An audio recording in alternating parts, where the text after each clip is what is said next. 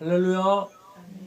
우리 주위 돌아보시면서 마라나타 예수님 다시 오십니다 인사 나누시겠습니다. 마라나타 예수님 다시 오십니다. 마라나타 예수님 다시 오십니다. 마라나타 예수님 다시 오십니다. 오늘은 마태복음 5장 24절 말씀을 중심으로 화해, 이와 같은 제목으로 말씀의 은혜를 나누고자 합니다.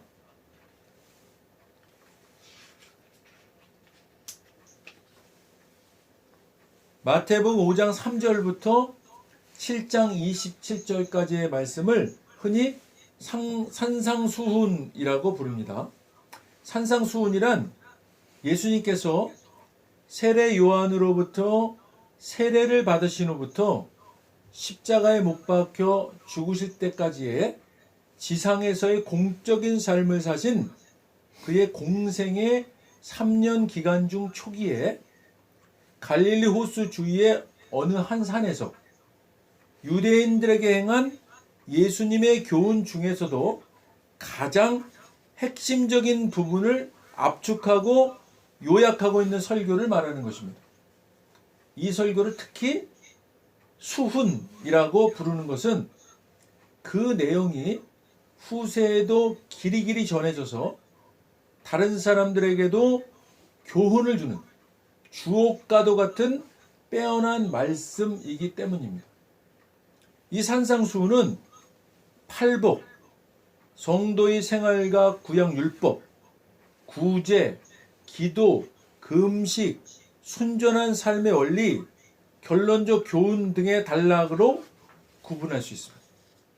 사실상 이 말씀은 예수님께서 구약의 율법을 재해석하고 그 폭과 깊이를 더한 것이라고 할 수 있습니다. 사랑하는 여러분, 구약은 신약으로 해석되는 것입니다. 구약이 퀘스천, 질문이라면 신약은 앤서, 답이라고 할 수 있습니다. 이것은 구약의 율법도 예수님의 말씀으로 해석되어야 한다는 것입니다. 오늘 우리는 예수님의 주옥과도 같은 산상수훈의 말씀 중에서 구약의 하나님을 향한 피조물 인간의 최고의 순종과 애정 표현인 제사에 대한 말씀의 재해석을 통해서 저와 여러분 새롭게 깨닫고 은혜 받기를 소망합니다. 예수님께서는 구약의 율법에 대해서 신약적인 간결하고 명료한 해석을 해주셨습니다. 어떻게 말씀하셨을까요? 이제 구약의 율법 아래에서 벗어나 신약의 은혜 아래 있게 된 구원받은 하나님 나라 백성이요 하나님의 자녀된 우리에게 새롭게 주어진 율법, 새로운 계명은요 바로 하나님 사랑, 이웃 사랑입니다. 할렐루야. 마태복음 7장 12절입니다. 함께 읽겠습니다. 그러므로 무엇이든지 남에게 대접을 받고자 하는 대로 너희도 남을 대접하라. 이것이 율법이요 선지자니라. 아멘. 우리는 이 말씀을 성도가 세상을 살아가면서 대인관계에서 가장 염두에 두어야 할 대원칙, 곧 보석으로 따지자면 마치 황금과도 같은 망고불변의 소중한 진리라고 하여 이름하여 황금률이라고 부릅니다. 예수님께서는 이웃 사랑하는 일, 형제 사랑하는 일을 그 어떤 일보다도 우선해야 하는 일임을 강조하고 있습니다. 자, 우리 오늘 본문 말씀 다시 한번 함께 읽겠습니다. 마태복음 5장 24절입니다. 읽겠습니다. 예물을 제단 앞에 두고 먼저 가서 형제와 화목하고 그 후에 와서 예물을 드리라. 아멘. 지금 이 본문의 이 상황은 예수님께서 구약의 율법을 잘 지키는 것, 그 중에서도 예물을 제단 앞에 잘 바쳐드리는 제사를 잘 지켜드리는 것이 하나님에 대한 최고의 행위로 여기고 있는 유대인들에게 그 제사의 행위보다 더 중요하고 우선해야 할 일로 먼저 가서 형제와 화목하고 오라고 말씀하시고 계신 겁니다. 먼저 화목하가의 원뜻은 헬라어로 프로톤 디알레게티. 이 뜻은 화목하게 하라라는 명령형입니다.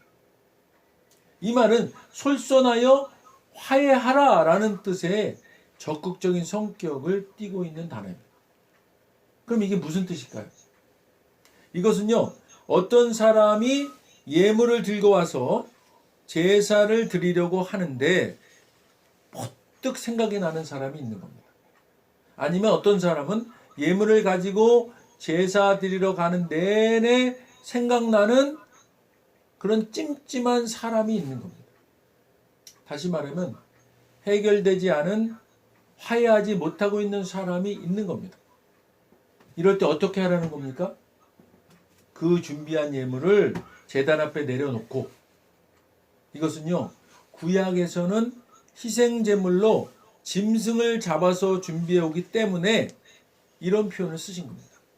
이것은 하나님의 거룩한 존전에서는 자신의 양심에 거스르는 죄나 형제에게 원망들을 만한 자신의 그릇된 행위가 기억난다면 지체 없이 화해의 노력부터 해야 한다는 것입니다. 사랑하는 여러분, 이 말이 저나 여러분이나 예물 드리기 전에 어떤 사람이나 생각이 났으니까 그 대상을 찾아가서 잘잘못을 따져서 풀고 오라는 의미입니까? 아닙니다. 먼저 가서 화해하라의 이 동사는 상호 적대적인 관계에 놓인 이후에 상호 양보하는 것을 의미하는데, 이것은 누구라 할 것 없이 솔선하여 먼저 화해하라는 것입니다. 순서가 있는 것이 아니라는 겁니다.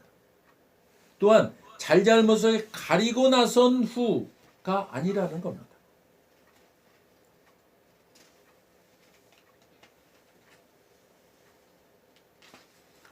이것은 생각나는 사람이 먼저 선제적으로 솔선하여 이유 불문하고 화해하라는 것입니다.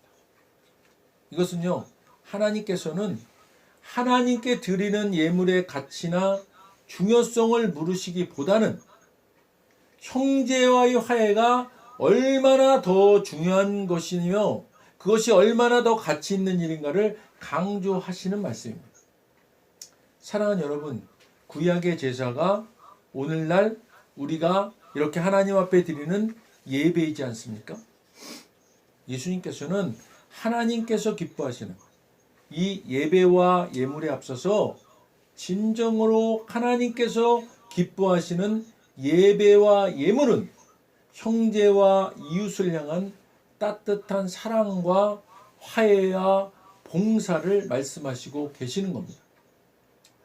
사랑하는 여러분, 우리가 이 거룩한 예배를 위해서, 하나님께서 기뻐 받으실 예배를 위해서 선행해야 할 조건은 바로 이웃과의, 형제와의 관계 회복, 화해인 것입니다. 예수님께서는 이 형제와의 화해를 매우 시급한 문제로 다루고 계심을 다음 절을 통해서 우리는 알 수가 있게 되는 것입니다. 마태복음 5장 25절입니다. 마태복음 5장 25절 함께 읽습니다. 너를 고발하는 자와 함께 길에 있을 때에 급히 사화하라. 그 고발하는 자가 너를 재판관에게 내어주고 재판관이 옥리에게 내어주어 옥에 가둘까 염려하라. 아멘. 이 말씀은요, 좀 의아한 문맥 같아 보이지 않습니까? 예수님은 예배와 형제 화해의 관계를 말씀하시다가 약간 뜬금없어 보이는 말씀인 채권자와 돈 받을 사람과 돈을 갚아야 될 채무자의 관계를 이야기하는 이 본문을 말씀하시고 계시는 겁니다. 이 말씀은요, 빚을 진 채무자는 고대 세계에서는 자신의 채무를 모두 변제할 때까지는 감옥에 갇히게 되어 있었습니다. 이런 방법으로 해결하는 것을 많은 돈을 받을 채권자들이 만족했다고 합니다. 그러니까 이 말씀은 만일 시비가 있어서 법정에 갈 때에 법정 밖에서 문제를 청산해야지 그 순간을 놓쳐버리면 더 이상의 화해의 기회는 오지 않는다는 것을 말하는 것입니다. 이 본문은요, 그래서 원래 누가복음에서는 회개할 줄 모르는 이스라엘에게 더 늦기 전에 하나님과 화해하도록 경고하는 종말론적인 그런 말씀입니다. 그런데 이 말씀을요, 마태가 옮기면서는 윤리적인 말씀으로 윤리한 것이라고 신학자들 대부분은 결론 짓고 있습니다. 어쨌든 누가는 종말론적으로 말했고 마태는 윤리적인 것으로 기록했을지라도 예수님께서는 화해의 시급성과 중대함을 강조해서 말씀하시고 계신 것입니다. 여기서 길에 있을 때에 라는 말은 지금 법정의 시비를 가리기 위해 가는 도중임을 말씀하고 있는 겁니다. 그렇다면 이 길은 법정으로 가는 당사자에게는 마지막 기회의 길인 것입니다. 만약 이 마지막 기회를 날려버린다면 송사자의 고소를 받은 재판관은 정식 재판에 회부하게 되는 것입니다. 이렇게 되면 결과는 어떻게 되는 것입니까? 채무자는요, 옥에 갇히고 그 모든 채무를 변제할 때까지는 감옥에서 일생을 보내야 되는 일이 되는 것입니다. 그러니 어떻게 하라는 겁니까? 급히 사화하라. 또 다른 번역에서는요, 얼른 그와 화해하도록 하여라. 또 다른 번역에서는 빨리 화해하여라. 또 쉬운 번역에서는, 현대어 번역에서는 얼른 그와 타협하라. 누가가 말하는 종말론적인 개념으로는 빨리 화해하지 않으면 지옥의 고난에 직면하게 된다라는 심각한 말입니다. 그러니 이러한 상황을 벗어나기 위해서 시급하게 필요한 것은 급히, 얼른, 빨리, 속히 형제에게 마음을 다한 사화, 화해, 화목을 도모하라는 것입니다. 예수님께서는요, 왜 이렇게 급히 빨리를 강조하시는 것일까요? 그것은요, 사람들은 대부분 어떤 일을요, 쉽사리 그냥 미루어 버리는 그런 경향성이 있기 때문입니다. 사랑하는 여러분, 이런 미루어 버리는 게으른 경향성이 저와 여러분에게도 쉽게 나타나는 인간의 나약한 모습입니다. 그러나 여러분, 우리보다 우리를 더 잘 아시는 하나님께서 우리에게 힘주어 강조해서 말씀하십니다. 뭐라고 말씀하세요? 급히 사화하라. 얼른 그와 화해하도록 하여라. 빨리 화해하여라. 얼른 그와 타협하라. 사랑하는 여러분, 오늘 주님 앞에 예배드리는 이 시간, 불현듯 퍼뜩 생각나는 일이나 사람 있으십니까? 아니면 예배 드리기 전부터 해결하지 못하고 있던 찜찜한 일 있으십니까? 그것이 관계에 관한 일입니까? 혹은 사람에 관한 일입니까? 그것이 혹 하나님에 관한 일입니까? 사랑하는 여러분, 무슨 일이든 오늘 예수님께서 주신 말씀을 들은 우리가 먼저 이유 불문하고 얼른 빨리 사화, 화해, 타협하는 것입니다. 지금 이 시간 화해의 대상과 비록 직접 만나서 화해할 수는 없는 상황일지라도 시공을 초월하시는 하나님께 급히 우리의 화해의 마음을 말씀드리는 고백의 기도를 간절히 하시기를 주님의 이름으로 축원드립니다. 주님께서는 반드시 저와 여러분의 진실하고 간절한 고백을 받으시고 진정한 화해를 이루게 하실 것입니다. 이렇게 주님의 말씀에 순종할 때 주님께서 우리의 예배를 기뻐 흠양하시는 것입니다. 할렐루야. 기도하겠습니다. 하나님, 오늘은 하나님께서 이 마태복음 말씀을 통해서 화해하라 라고 말씀하심을 우리가 봤습니다. 하나님, 주님께서는 얼른 급히 라는 말씀을 하시면서 누가 됐든 이유 불문하고 먼저 화해하라고 말씀하셨습니다. 그러면 우리가 드리는 예배를 흠양하여 받으시겠다고 하셨습니다. 하나님 아버지, 우리가 이렇게 매 주일을 지켜 예배드리고 있지만 하나님께서는 그보다 먼저 얼른 급히 사화하라, 화해하라는 말씀으로 우리에게 권면하셨습니다. 하나님 아버지, 주님께서 우리에게 주신 하나님 사랑, 이웃 사랑의 그 황금률과도 같은 그 말씀을 우리 삶 속에 적용하며 살아갈 수 있도록 인도하여 주시옵소서. 감사합니다. 영광 받으시옵소서. 예수님 이름으로 감사하며 기도드립니다. 아멘. 먼저 오늘 아직 예수님을 구세주로 영접하지 않은 분이 있다면 그분들께 하나님께서 말씀하십니다. 나는 너희를 사랑하기에 내 아들을 너에게 주었다. 예수님은 우리를 대신해서 십자가에 못 박혀 죽으셨고 우리를 위하여 우리를 대신하여 죽으셨습니다. 그 결과 거룩하신 하나님의 모든 정죄함과 처벌이 우리가 아닌 대속제물이신 예수님께 떨어졌습니다. 성경에 기록된 바 하나님은 거룩하신 동시에 사랑이십니다.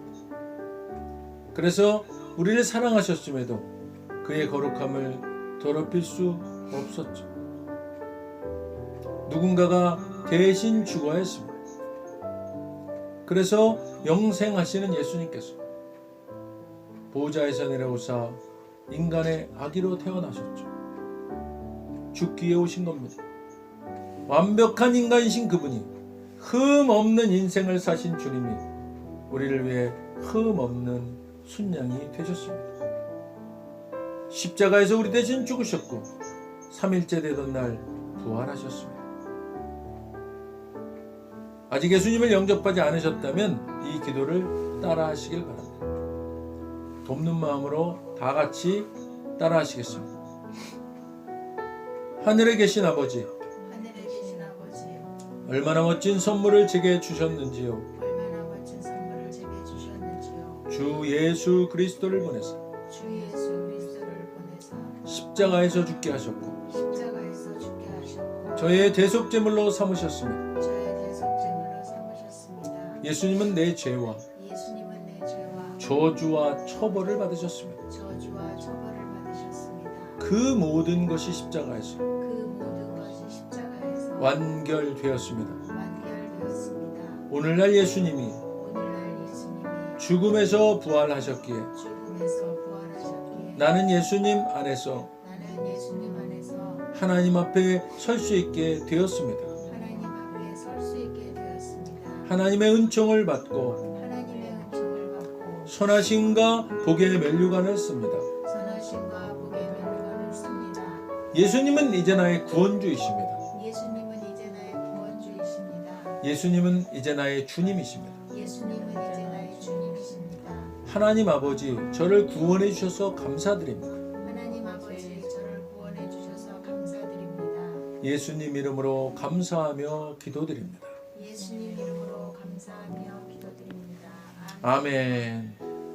오늘 진심으로 따라하신 이 영접 기도가 믿어지는 은혜가 임하신 분 구원 받으셨습니다. 할렐루야. 이어서 우리 오늘 말씀 생각하시면서 각자 기도 제목을 위해 주여 한번 부르시고 기도하도록 하겠습니다. 주여!